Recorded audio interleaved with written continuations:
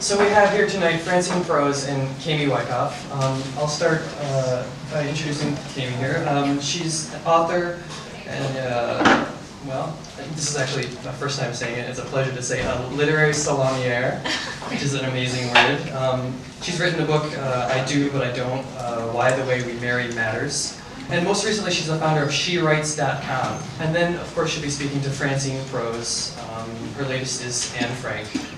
But she's also the author of, what is it now, more than 20 books? More than 20 books.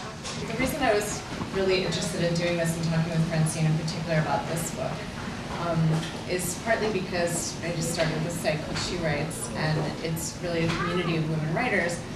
And Francine is one of our most important women writers in the country. You know, her body of work is incredibly rich and varied, but there are some themes that I felt like were really encapsulated in this book, looking at reading like a writer and talking about close reading, and then also the work and thinking that you've done about women writers. I was thinking about Anne Frank and about this book and your attention to her and the seriousness with which you take her as a writer. Mm-hmm. How do you think that this book is affected by the fact that she was a girl? What if it had been Andy Frank's diary?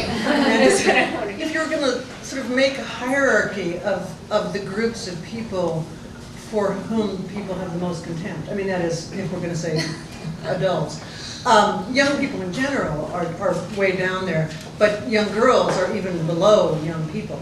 I was saying, you know, if this were Huckleberry Finn, I mean, you know, not that I'm comparing my novel to Huckleberry Finn, but Huckleberry Finn or you know, Catcher in the Rye. I mean, that is, except I think with the possible exception of maybe of Jane Eyre, most of the great classics of adolescence are classics of male adolescence, and there are very few books that are actually about female adolescents that are considered classics. So it's been much harder for books to be taken seriously about girls by girls. It's very hard to think of one now.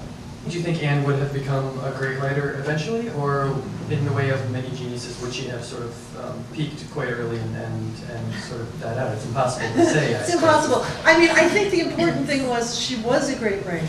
You know, she did something extraordinary, but she certainly did succeed at what she did, so, and that's all we have.